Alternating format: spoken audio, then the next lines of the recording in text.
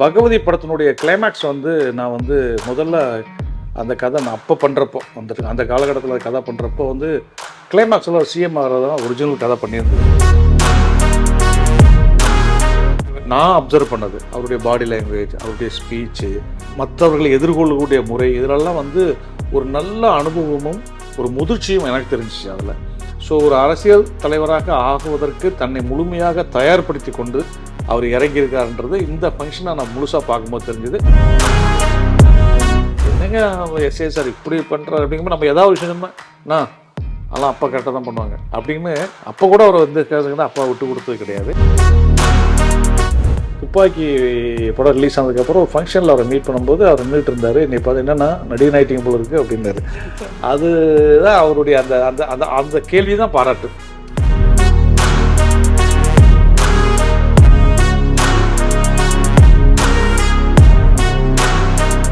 ராணி நேயர்களுக்கு வணக்கம். பொதுவாக தமிழ் சினிமாவில் வந்து கமர்ஷியல் படங்களுக்கு வந்து எத்தனையோ டைரக்டருங்க இருக்காங்க.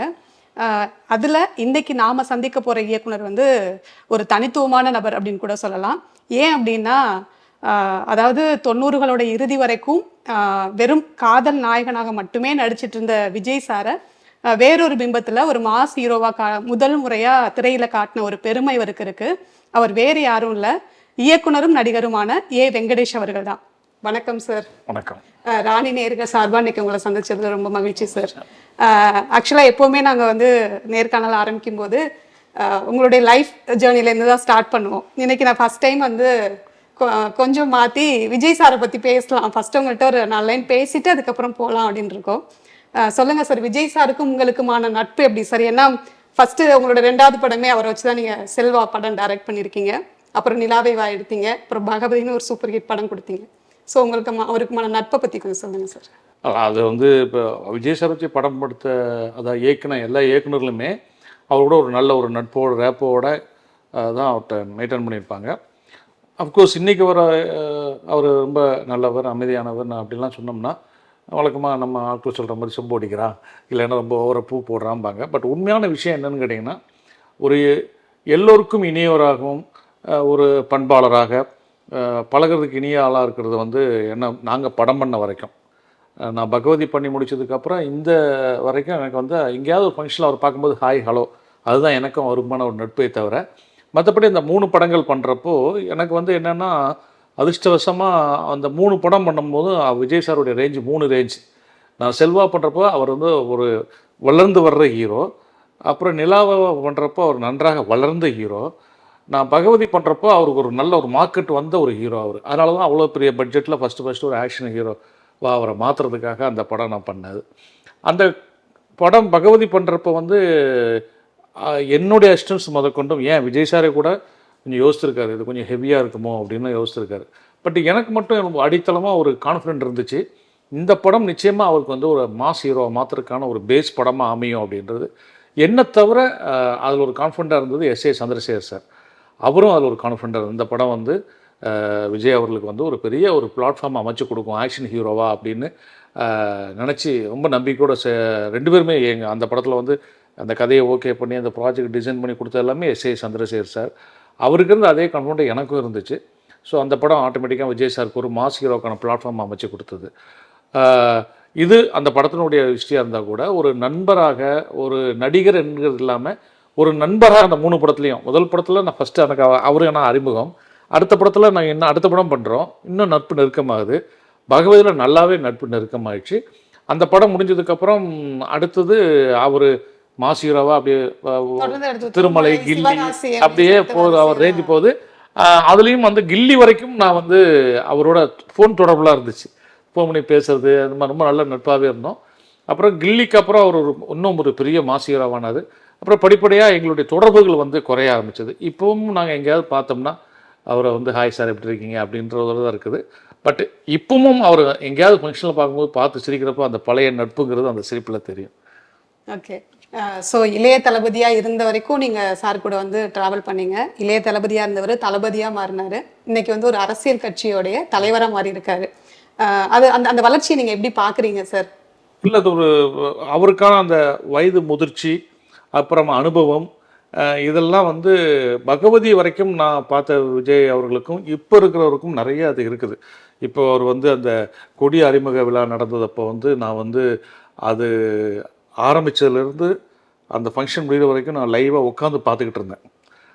அது ஏன் நான் அப்படி உட்காந்து அதை பார்க்குறதுக்கு எனக்கே உனக்குள்ள ஒரு கொஷின், நம்ம ஏன் இதை உட்காந்து பார்த்துக்கிட்டு இருக்கிறோம் அப்படின்னு தோணும்போது, என்னை அறியாமலேயே நான் கூட 3 படம் பண்ணியிருக்கேன், ஒரு நல்ல நண்பராக பழகியிருக்கேன்றதால அவருடைய அந்த அரசியல் அந்த பிரவேசம் வந்து எப்படி இருக்குது, அவர் எப்படி என்ன மாதிரி அந்த கொடி அறிமுகப்படுத்துகிறாரு, அவருடைய இது என்ன இருக்குதுன்னு பார்க்குறதுக்காக அந்த நிகழ்ச்சி ஃபுல்லாக பார்க்குறப்போ நான் அப்சர்வ் பண்ணது அவருடைய பாடி லாங்குவேஜ், அவருடைய ஸ்பீச்சு, அவர் மற்றவர்களை எதிர்கொள்ளக்கூடிய முறை, இதிலெல்லாம் வந்து ஒரு நல்ல அனுபவமும் ஒரு முதிர்ச்சியும் எனக்கு தெரிஞ்சிச்சு அதில்.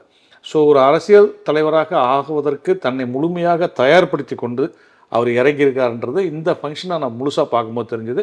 இயல்பாகவே விஜய் சாருக்கு வந்து ஒரு விஷயத்தில் இறங்கிறதுக்கு முன்னாடி அதில் ஒரு நல்ல ஒரு தெளிவு கிடைச்சதுக்கப்புறம் தான் இறங்குவார். அது நான் வந்து படங்கள் பண்ணுறப்ப பார்த்துருக்கேன். இப்போ முக்கியமான காட்சி நாளைக்கு எடுக்கிறோம்னா இன்றைக்கி அந்த காட்சி வாங்கிட்டு போயிடுவார். அந்த paper, dialogue paper, scene paper வாங்கிட்டு போய் அதை உட்காந்து ஹோம்ஒர்க் பண்ணிட்டு தான் மறுநாள் ஸ்பாட்டுக்கு வருவார். நாளைக்கு ஒரு முக்கியமான டான்ஸ் காட்சி எடுக்கிறோம்னா அதுக்கு நல்ல ரிஹர்சல் எடுத்துக்குவார். அப்படி எல்லாத்துக்குமே ஒரு முன் தயாரிப்புங்கிறது விஜய் அவர்களிடம் உண்டு. ஸோ அது வந்து இந்த அரசியல் களத்துக்கு வர்றதுக்கு முன்னாடி அவர் மிக அழகாக தயாராக இருக்காருன்றது இந்த கொடி அறிமுக அந்த ஃபங்க்ஷன்லேயே எனக்கு தெரிஞ்சிச்சு. ஷூட்டிங் ஸ்பாட்ல என்னைக்காவது அரசியல் பற்றி பேசியிருக்காங்களா சார்? அந்த மாதிரி ஏதாவது நிகழ்வு? இல்லை, அவருக்கு அரசியலில் வந்து நான் பண்ண படங்கள் பகவதி பண்ணுற வரைக்கும் வந்து அரசியலில் அவருக்கு வந்து ஈடுபாடு உண்டுன்னு தெரியும். ஆனால் அவர் அரசியல் கட்சி ஆரம்பிப்பார் அப்படின்றது நாங்களாம் உண்மையில் எதிர்பார்க்காத ஒரு விஷயந்தான். என்ன கேட்டால் அவர் ஆரம்பிக்க மாட்டான்னு தான் நினச்சேன். இவராவது அரசியலுக்கு வர்றதாவது அப்படி தான் எங்கள் மைண்டில் பட்டுச்சு. ஏன்னா அவர் ரொம்ப ஒரு மாதிரி ரிசர்வ் டைப்பு, அதிகம் பேச மாட்டார், தான் உண்டு தன் வேலை உண்டுன்னு இருப்பார். பட் அரசியலுங்கிறது டோட்டலாக மாறுபட்டதில் ஒரு மேடையில் முழங்கணும், ஒரு கேள்விகள் பத்திரிகையாளர்கள் கேட்குறாங்கன்னா அந்த கேள்விகளுக்கு சரியாக எதிர்கொள்ளணும், சரியான பதில் அளிக்கணும், பப்ளிக்கோட அணுகுமுறை இருக்கணும். இவர் இவ்வளோ ரிசர்வ் டைப், அவருக்கு யார்ட்டையும் பேச மாட்டார், இவர் எங்கே அரசியல் வந்துலாம் நினச்சிட்டு இருந்தது. பட்டு அவர் வந்து அரசியலுக்கு வந்ததோடு மட்டும் இல்லாமல் அதுக்கு தன்னை முழுசாக தயார்படுத்திருக்காருன்றதே எங்களுக்கெல்லாம் மிகப்பெரிய ஆச்சரியம், எனக்கு மிகப்பெரிய ஆச்சரியம். ஸோ இப்போ அவங்க கொடியில் கூட பார்த்தீங்கன்னா வாகை மலரை வச்சு தான் பிரதானமாக வச்சு கொடி நேற்று அறிமுகப்படுத்தியிருக்காங்க. வாகை மலர் அப்படின்னாலே வெற்றி அப்படின்றதுக்கான ஒரு அர்த்தம் தான். ஸோ கண்டிப்பாக 2026 தேர்தலில் அவர் வெற்றி வாகை சூடுவார்ன்ற நம்பிக்கை உங்களுக்கு இருக்கா? அதாவது வந்து அரசியலில் ரொம்ப ஆழ்ந்து உள்நோக்கி பார்க்குறவங்களுடைய கணிப்பு வேறு, நம்மளை மாதிரி படம் டைரக்ட் பண்ணுற டைரக்டர்களுடைய கணிப்புங்கிறது வேறு. ஸோ நானும் எல்லா பொதுமக்கள் மாதிரியே தான் நானும் இந்த 2026 அரசியல் களத்தில் அவர் வந்து இறங்கி அவர் அந்த பிரச்சாரம் மேற்கொள்கிறது, அப்புறம் வந்து அது அவருடைய கொள்கை விளக்கங்கள் பண்ணுறது, அதெல்லாம் அவர் எப்படி பண்ணி அதில் வந்து அவர் எந்த மாதிரி வரப்போகிறாருன்னு எனக்கு கணிக்க முடியல. ஆனால் எனக்கு எதிர்பார்ப்பு இருக்குது. கொடி அறிமுக விழாவில் வந்து அப்பா அம்மா கலந்துக்கிட்டு இருந்தாங்க. ரொம்ப நாள் அப்பா அம்மா கூட நிறைய மனஸ்தாபத்தோடு இருக்கிறதா ஒரு டாக் போயிட்டே இருந்தது.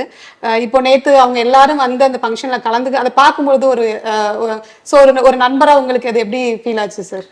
இல்லை, எனக்கு நான் இந்த 3 படங்கள் பண்ணுறதா, செல்வா, நிலவே வா, இது பகவதி 3 படம் பண்ணுறப்பவும் வந்து அதுக்கப்புறமும் கூட எனக்கு தெரிஞ்ச வரைக்கும் துப்பாக்கி வரைக்கும் கூட எஸ்.ஏ. சந்திரசேகர் சார் தான் வந்து அவருடைய ப்ராஜெக்ட்டுக்கு ஆரம்ப டிசைன் பண்ணுறது, ஒரு கதையை கேட்குறது, ஒரு தயாரிப்பாளர்கிட்ட வந்து மற்ற விஷயங்கள் பேசுகிறது, அது வரைக்கும் எஸ்.ஏ. சந்திரசேகர் சார் தான் பார்த்துக்கிட்டு இருந்தார் எனக்கு தெரிஞ்சு துப்பாக்கி வரைக்கும். அதுக்கப்புறம் தான் அது விஜய் சாரே டிசைன் பண்ண ஆரம்பித்த ஸ்டேஜ், அதுக்கப்புறம் மாறிடுச்சு அது. பட் இந்த காலகட்டத்தில் நான் சொல்கிறது பகவதி பண்ணுற வரைக்கும் நான் வந்து விஜய் சாரோட போகிறது, அவர் எந்த காலத்தையும் அப்பா விட்டு கொடுக்க மாட்டார், அவங்க அம்மா விட்டு கொடுக்க மாட்டார், அதுதான் உண்மை.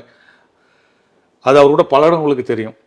அப்புறம் வந்து நம்ம அப்பா அம்மா கூட சண்டை போடுறது, கோவப்படுறது அப்படிங்கிறது இயல்பாக எல்லாருக்கும் வர்றது தானே. நம்ம கூட எல்லாருமே எல்லா ஃபேமிலியுமே தெரியும். அப்பா கூட கோவப்பட்டு ஒரு 4 நாள் பேசாமல் இருப்போம், அந்த கோவம் ஒரு 10 நாள் கண்டினியூ ஆகும். அப்புறம் ஒரு நாள் வந்து சாப்பிட்டேன்னா கேளு அப்படின்றதும், சாப்பிட்டேன் அப்படிங்கிறது இப்படி மாதிரி ஒரு வந்து அப்புறமா அவங்க அதுதான் எல்லா குடும்பமும் நடக்கிறது.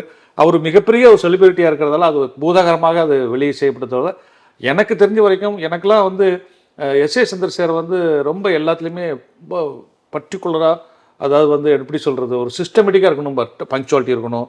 அப்புறம் நான் அவருக்கு சொந்த படம் பண்ணேன், அவருடைய அதாவது நிலவை வந்து விஜய் சார் தான் அதுக்கு தயாரிப்பாளர். ஆக்சுவலி பார்த்துக்கிட்டது வந்து எஸ்.ஏ. Chandrasekhar sir production பார்த்துக்கிட்டது.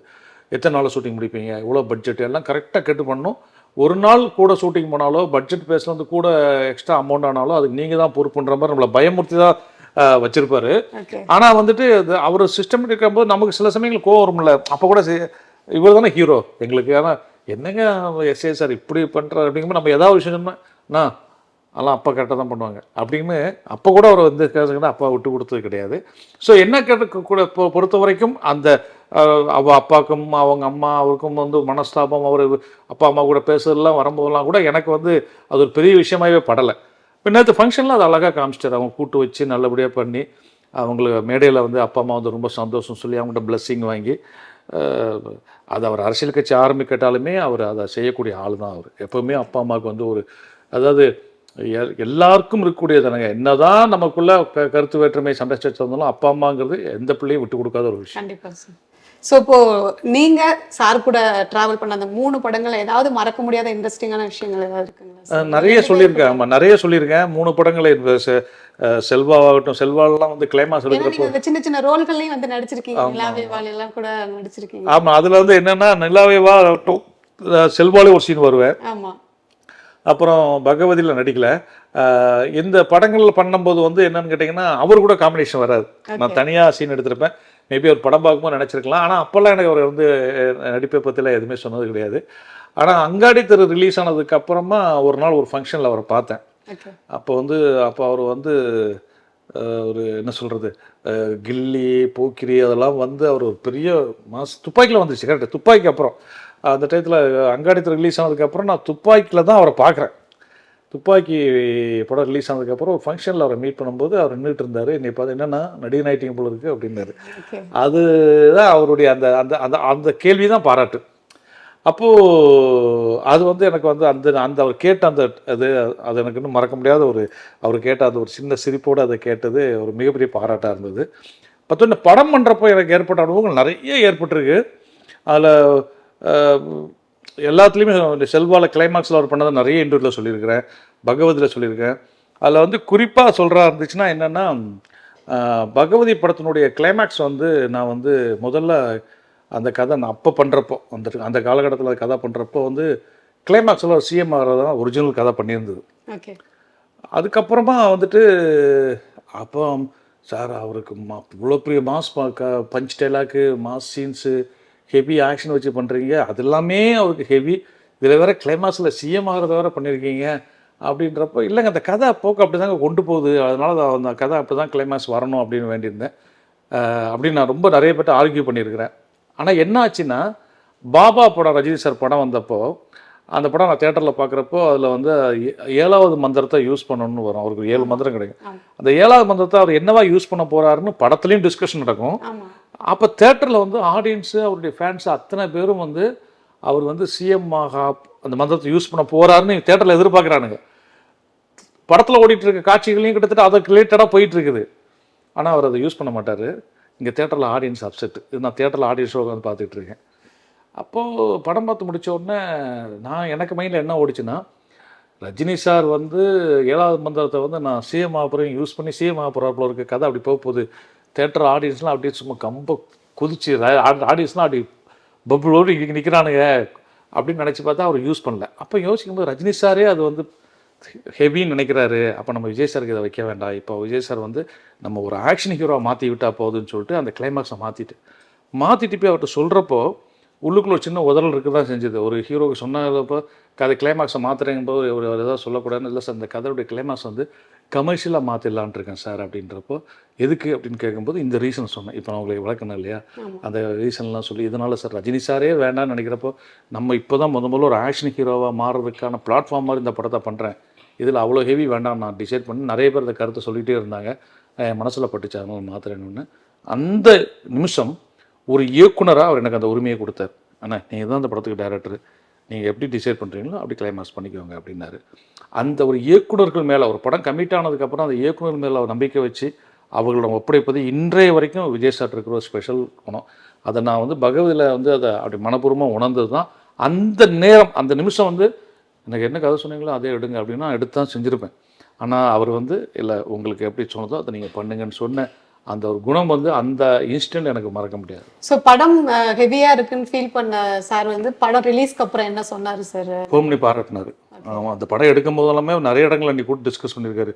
என்னண்ணா இது கொஞ்சம் ஹெவியாக இருக்குண்ணா, அண்ணா இது பஞ்சு டைலாக்லாம் வந்து நான் பேசினா நல்லா இருக்குண்ணா அப்படின்லாம் கேட்டிருக்காரு. நான் அவரை கன்வின்ஸ் பண்ணியிருக்கேன். இல்லை சார் கரெக்டாக இருக்கும் சார், இது வந்து நீங்கள் ஏன் சார் நீங்கள் பேசலாம்னு நினைக்கிறீங்க, இது வந்து பகவதி பேசலாம் சார், அவனுக்கு அவ்வளோ எமோஷனல் இருக்குது, அவன் அப்படி தான் பேசுவான். அப்போ அவர் இன்டெரக்டாக கேட்டிருக்காரு, நேரடியாக சொல்லாமல். அவர் மைண்டில் என்னென்னா இதெல்லாம் ரஜினி சார் பேசுகிற மாதிரி டைலாக்லாம் எனக்கே எழுதுறீங்கன்னு அவருடைய தாட்டு. அதை அவர் நேரடியாக சொல்ல மாட்டார். ஆனால் இது கொஞ்சம் பெரிய ஹீரோ பேச வேண்டிய டைலாக் மாதிரி இருக்குண்ணா அப்படிம்பாரு. இல்லை சார் நீங்கள் பேசுங்க, உங்களுக்கு ரசிப்பாங்க, ஹெவியாக இருக்காது சார், நான் கான்ஃபிடெண்ட்டாக சொல்கிறேன் சார்ன்னு. அப்புறம் படம் தேட்டரில் வந்து ரெஸ்பான்ஸுக்கு, அது தீபாவளி தான் ரிலீஸ் ஆச்சு, அது ரெஸ்பான்ஸ் தீபாவளி நைட்டு எனக்கு ஃபோன் பண்ணிட்டார். எப்படி நான் இவ்வளோ கணிச்சிங்க அன்றைக்கி அப்படின்னாரு. நான் சொன்னேன் இல்லை சார் எனக்கு வந்து எழுதுகிறப்ப நம்மளுக்கும் தெரியும் இல்லையா, இப்போ நான் வந்து விஜய் சாரோடைய வச்சு படம் பண்ணோட விஜய் சாரை ரசிகனாகவும் பார்ப்பேன், விமர்சனமும் பார்ப்பேன். இப்போ நான் இங்கே நீங்கள் என்கிட்ட கூட கேட்டீங்க அவர் அரசியல் ஜெயிப்பார்ன்றப்போ நான் விஜய் சார் வச்சு படம் பண்ணுவேன், நான் விஜய் சார் ஒரு பெரிய ஹீரோ அதனால் அவரை நான் வந்து இது பண்ணுறக்க கண்டிப்பாக அப்படிலாம் சொல்லலையே. என்னை பொறுத்த வரைக்கும் என்னென்னா நானும் எல்லாருமே வெயிட் பண்ணிட்டு தான் இருக்கேன், என்னால் கண்டிப்பாக பண்ண முடியல அப்படின்னு சொல்கிற மாதிரி யதார்த்தத்தை நம்ம ஃபீல் பண்ணணும். அப்போ நான் சொன்னேன் இல்லை சார் எனக்கு வந்து அந்த படத்தை பொறுத்த வரைக்கும் நான் வந்து இது விஜய் சாரை பார்க்கல, பகவதியாக மட்டும்தான் பார்த்தேன். ஸோ அந்த பகவதியோட பேசினா ஆடியன்ஸ் ஏற்றுக்குவான் அப்படின்னு. அப்புறம் இன்னொரு முக்கியமான விஷயம், இந்த பஞ்சு டைலாக்லாம் வந்து நான் போகிற போக்கில் எழுதலை. அதுக்கு வந்து இது இந்த இடத்துல எது பேசுனா அது பஞ்சாவும் இருக்கும் கதைக்குள்ளேயும் இருக்கும் அப்படின்னு. இப்போ டே ஆண்டவன் கொடுக்கறத யாராலும் தடுக்க முடியாது, ஆண்டவன் தடுக்கிறத யாராலும் கொடுக்க முடியாது அப்படின்னு ஒரு டைலாக் வரும். அது வந்து பஞ்சு டைலாக் கிடையாது, அது குரானில் இருக்குது. குரானில் அந்த வார்த்தை இருக்குது, ஆண்டவன் கொடுக்கறத யாராலும் தடுக்க முடியாது, ஆண்டவன் தடுக்கிறத யாராலும் கொடுக்க முடியாதுன்னு குரானில் வர்ற வாசகம் ஒரு மாஸ்குடைய செவற்றில் எழுதிப்பட்டிருந்தது. நபிகள் நாயகம் சொன்ன வார்த்தைகள் அது. அப்போ அது தெய்வ வாக்கு. அதை வந்து படத்தில் ஹீரோ பேசினா அது அந்த சுச்சுவேஷனுக்கு அப்படி ஆப்டாக இருக்குன்னு சொல்லி அதை வச்சது. அதுக்கு தேட்டர் கிளாப்ஸ் வந்தது. அப்போ கூட விஜய் சார் சொன்னேன், சார் இது வந்து எழுதின டைலாக் கிளாப் சொல்லலை, நபிகள் நாயகத்துடைய வார்த்தைகள் நம்ம வேல்யூ சார் அது. அது மாதிரி ஒரு படமும் சரி, வாழ்க்கையும் சரி, அரசியலும் சரி, எல்லாமே ஒரு உண்மைக்கு உட்பட்டு இருந்தால் அது நிச்சயமாக வரவேற்கப்படும். ஆக்சுவலாக அந்த ஸ்டண்ட் சீக்வன்ஸ் காட்சிலாம் ரொம்பவே ரிஸ்கான ஒரு சீன்ஸாக தான் இருக்கும். ட்ரெயினில் அவர் ஃபைட் பண்ணுற அந்த சீன்ஸாக இருக்கட்டும், கிளைமேக்ஸில் வர அதெல்லாம் எப்படி சார் நீங்கள் மேக்கிங் பண்ணீங்க? அந்த அனுபவம் எப்படி இருந்தது சார்? ஏன்னா கொஞ்ச நாளைக்கு முன்னாடி ஜாக்வார் தங்கம் சார்கிட்ட பேசும்போது கூட அதை பற்றி அவர் விளக்கி சொல்லியிருந்தாரு. என்னை சாகடிக்க பார்க்குறீங்களான்னு சொல்லி கூட விஜய் என்கிட்ட கேட்டதா சொல்லி சொன்னார். ஸோ நீங்கள் ஒரு டேரக்டராக அந்த ஸ்பாட்டில் இருந்து எடுக்கும் பொழுது எப்படி இருந்தது சார்? ஆக்சுவலி அந்த படம் வந்து முழுக்க வந்து நான் ஆக்ஷனை பேஸ் பண்ணி தான் அந்த படத்தினுடைய திரைக்கதை இருக்கும். ஸோ வந்து இப்போல்லாம் கண்டுபிடிச்சிருப்பாங்க. நான் இப்போ இருக்க சோசியல் மீடியாக்கள் வந்து அப்போ வந்து அவ்வளோ தூரம் இல்லாதெல்லாம் MI2ன்னு ஒரு படம் வந்துச்சு. அந்த MI2 படத்தில் வரக்கூடிய ஒரு ஆக்ஷன் சீக்வன்ஸ் தான் படத்தில் ஓப்பன் சீக்வன்ஸ். அப்புறம் ஒரு ஹிந்தி படம் ஒன்று அந்த ஹிந்தி படத்தில் இருந்து கிளைமேக்ஸ் இன்ஸ்பயர் ஆகி தான் ட்ரெயினில் வச்சது. இப்படி வைக்கும்போது நான் என்ன பண்ணேன்னா விஜய் சார்கிட்ட சொன்னேன், சார் இதெல்லாம் வந்து நான் வந்து ஒரு மாஸ் கமர்ஷியல் படத்துக்கான எலிமெண்ட்ஸ் தான் இது அப்படின்னோன்னா, இது பெருசாக இருக்கு, இது எப்படி ஷூட் பண்ண முடியுமா தான் அவர் கேட்டார். இதெல்லாம் எக்ஸிக்யூஷன் பண்ண முடியுமா, இதெல்லாம் எடுத்துருவீங்களான்னு தான் கேட்டார். அதெல்லாம் எடுத்துடலாம் சார், ஒன்றும் பிரச்சனை இல்லை அப்படின்னோடனே. அப்புறம் ஜாக்வார் மாஸ்டர் அவர் வந்து என்னென்னா எனக்கு வந்துட்டு அப்போ அந்த காலகட்டத்தில் வந்து அவரோட பெரிய மாஸ்டர்ஸ் தான் எனக்கு ரெஃபர் பண்ணாங்க இந்த படத்துக்கு. வந்து ஜாக்வார் மாஸ்டருக்கு அப்போ ஜாக்வார் மாஸ்டர் வந்து ஜாக்வார் தங்க மாஸ்டருக்கு முன்னாடி அந்த காலகட்டத்தில் பெரிய மாஸ்டர்ஸ் இந்த படத்துக்கு போடுங்கன்னு தான் எனக்கு ரெஃபர் பண்ணாங்க நிறைய பேர் அசிஸ்டன்ஸில். வரும் நான் ஜாக்வார் தங்க மாஸ்டர் மேலே ஏன் அவ்வளோ கான்ஃபிடென்ட்டாக இருந்தேன்னா அதுக்கு முன்னாடி படைப்பாளிகள் பிரச்சனை ஒன்று நடந்துச்சு தமிழ் சினிமாவில். அந்த காலகட்டத்தில் தான் நிலாவா படம் பண்ணுறேன். நிலாவா படத்தில் வந்து இவர் வந்து படைப்பாளிகள் பக்கம் தான் சப்போர்ட்டாக இருந்த மாஸ்டர் இவர். ஸோ இவர் தான் அந்த படத்துக்கு நிலாவாக்கு ஒர்க் பண்ணார். அப்போ அவர் ஒர்க் பண்ணும்போது ஜாக்வார் மாஸ்டர் வந்து அவருக்கு பயங்கர திறமைசாலி. அப்போ அவர் கூட முருகன் ஒரு அசிஸ்டன்ட்லாம் இருந்தாங்க, இன்னும் கூட ஞாபகம் இருக்குது பாருங்கள். அவங்கெல்லாம் வந்து ஒரு டீமாக இருப்பாங்க, அந்த டீம்கிட்ட ஒரு ஃபயர் இருக்கும். ஸோ வந்து நான் இந்த டிஸ்கஷன் வந்து டெய்லி ஆஃபீஸ்க்கு வருவாங்க, டெய்லி டிஸ்கஷன் என் அசிஸ்டன்ஸ் வந்து எப்படி உட்காடுறாங்களோ அதுமாதிரி வந்து உட்காந்து அப்போல்லாம் ஸ்டோரி போர்டெலாம் பரிச்சயமாக்காத பீரியடில் நாங்கள் ஒரு ஸ்டோரி போர்டு போடுவோம். ஸ்டோரி போர்டு போட்டு அதை பற்றி பிளான் பண்ணி அதுக்கு எப்படி எக்ஸிக்யூஷன் பண்ணுறது, பைக்கில் கன்னை ஷூட் பண்ணி எப்படி ரொட்டேட் ஆகிறாரு, அதை எப்படி பண்ண போகிறோம் இப்படின்னு ஃபுல்லாக நாங்கள் உட்காந்து டிஸ்கஸ் பண்ணி ரெகுலராக மாஸ்டர் வந்து பண்ணார். அந்த படத்துக்கு மாஸ்டர் வந்து உண்மையிலே ஒரு ஃபைட் மாஸ்டரை தாண்டி நிறைய இன்வால்வ் ஆகி கூடவே இருந்து பண்ணி கொடுத்தாரு.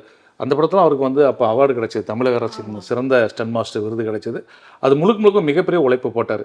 அவருடைய இன்வால்மெண்ட்டு, அவர் வந்து இறங்கி ஒர்க் பண்ணது இதெல்லாம் வந்து எனக்கு ஒரு பெரிய கான்ஃபிடென்ட் கொடுத்தது. அதனால் அந்த படத்தில் வரக்கூடிய ஆக்ஷன் சீக்வன்ஸ் எல்லாமே இப்போலாம் அதை தாண்டி நிறைய எடுத்துட்டாங்க. அந்த காலகட்டத்தில் அப்படி ஒரு ஆக்ஷன் சீக்வன்ஸ் எடுக்கிறப்ப வந்து ரொம்ப பிரமிப்பாக எல்லாருமே ரசிகர்லேருந்து எல்லாரும் ட்ரெயின் மேலே விஜய் சார் ஓடி வரணும். வழக்கமாக என்ன பண்ணுவாங்கன்னா ட்ரெயினை வந்து ஸ்லோவாக ஓட விட்டு தான் கேமராவை ஃப்ரேம்ஸை ரைஸ் பண்ணி எடுப்பாங்க. நான் அப்படி எடுக்கக்கூடாதுன்ட்டேன். அப்போது நான் என்ன சொன்னேன், ட்ரெயினும் ஸ்பீடில் போகணும், விஜய் சாரும் ஓடி வரணுன்றேன். அப்போ தான் விஜய் சார் கேட்டார், என்னென்ன சாகடிக்க பார்க்குறீங்களான்ற மாதிரி சொன்னார். சார் இல்லை சார், ஆடியன்ஸுக்கு வந்து ரியாலிட்டி வரணும் சார், அதனால் நீங்கள் வந்து உங்களுக்கு சேஃப்டியாக தான் இருக்கும் சார்னு. அதில் ஒரு ஹைலைட் என்னென்னா, மாஸ்டர் வந்து சேஃப்டிக்கு வந்து இது போடுவாங்க, அதாவது வந்து ரோப் போடுவாங்க. ரோப் போட்டுக்கலாம் அப்படின்னு சொல்லும்போது விஜய் சார் நான் சொன்னேன், அப்போ சொன்னால் ரோப் போட்டால் ஒரு குறிப்பிட்ட டிஸ்டன்ஸ் தான் ஓட முடியும், எனக்கு லென்த்தியாக ஒரு ஷாட் வேணும்ன்ட்டேன். அப்புறம் விஜய் சார் அந்த ஷாட்டு தான் பண்ண ஒரே ஷாட்டில் பண்ணார். விஜய் சார் ஓடி வருவார், லாங்கில் ஓடி வருவார். ட்ரெயின் போயிட்டுருக்கும். ட்ரெயின் வந்து எனக்கு தெரிஞ்சு அப்போ ஒரு 20-25 ஸ்பீட்லேயே போச்சு. அதுக்கு மேலே ஒரு ஒரு நார்மலாக ஒரு ஒரு ஒன்று இருக்குன்னா, ஒரு ஆப்ஜெக்ட் இருக்குது, அந்த ஆப்ஜெக்ட் மூவ் பண்ணாலே மேலே நிற்கிறவங்களுக்கு ஸ்லிப் ஆகும். அது ஓடிட்டு இருக்க ட்ரெயினில் இவர் ஓடி வரணும்.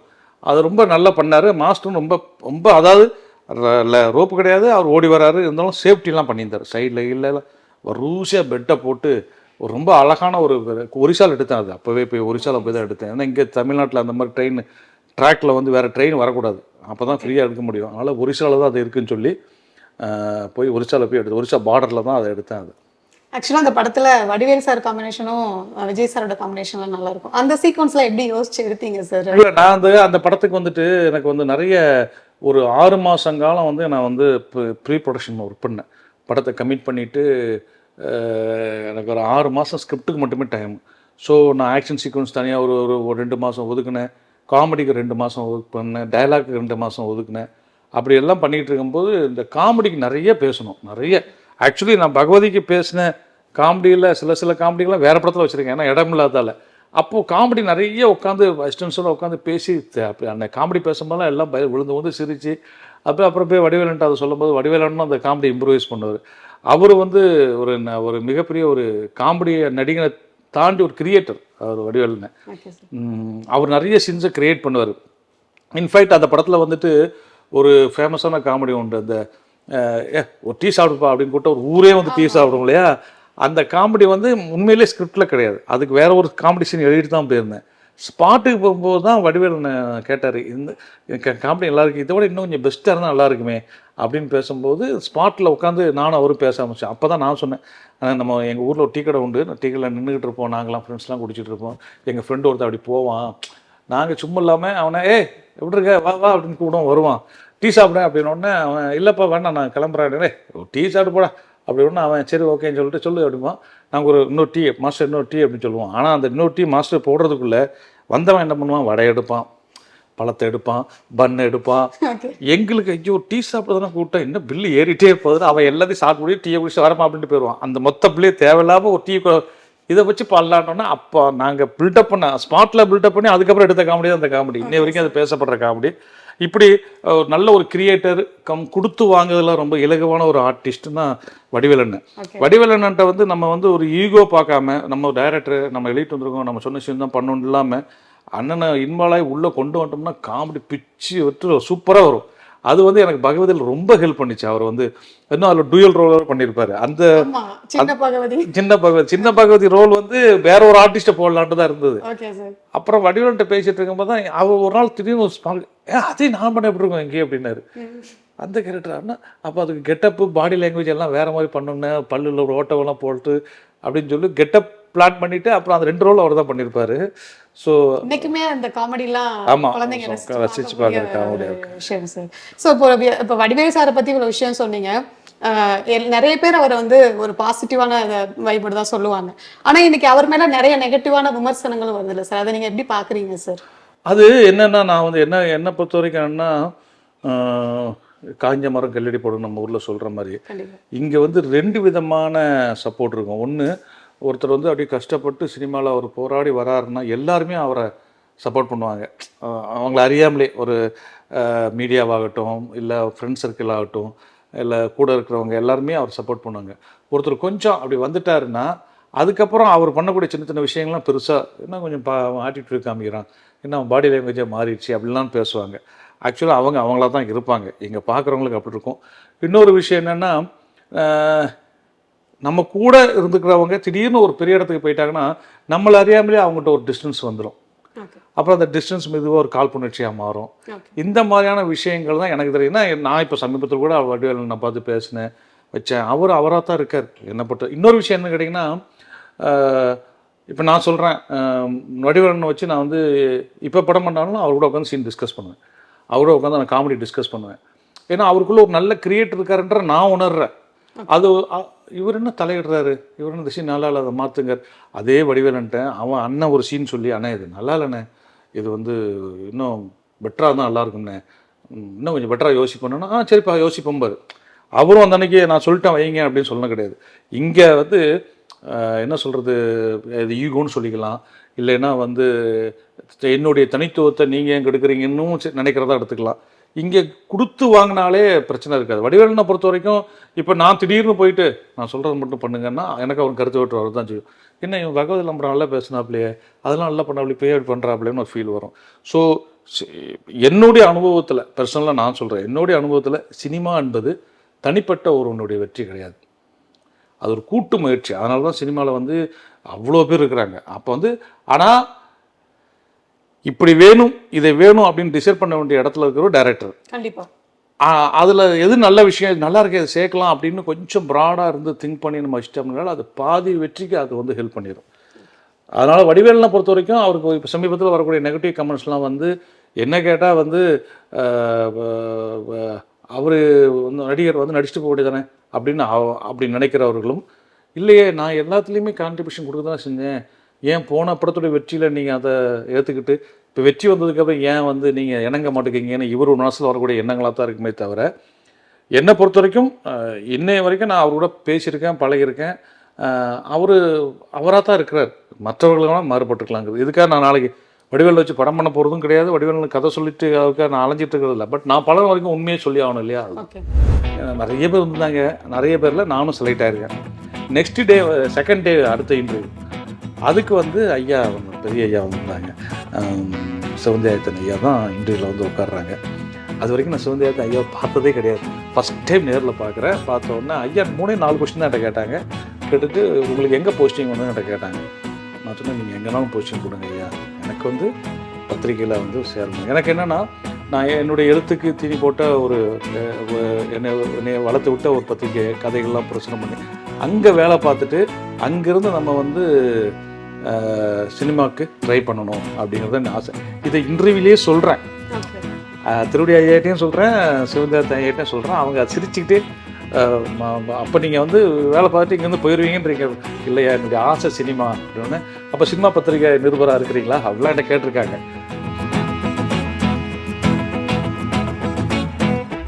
ஒரு படத்தை பார்த்துட்டு வந்து அந்த படத்துடைய கதையை உன்னால் 1/2 மணி நேரம் கோர்வையாக ஒருத்தருக்கு சொல்ல தெரியுமா, உனக்கு தகுதி இருக்குது.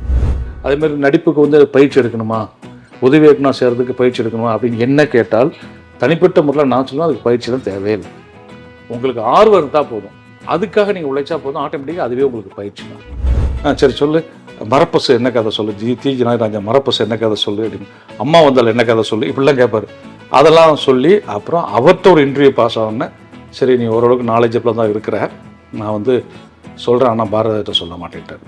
என்ன சார் எப்படி சொல்கிறீங்க, என்ன தான் எப்படி சொல்கிறீங்க அப்படின்னு. இல்லை ரொம்ப பிடிக்கும். வெயில் பார்க்கும்போது என்னால் ஒரு கட்டத்துக்கு அப்புறம் பார்க்க முடியல, கண்ணெலாம் கலங்கிட்டு அந்த படம் அப்படியே நிப்பாட்டிட்டு அதுக்கப்புறம் தான் பார்த்தேன்.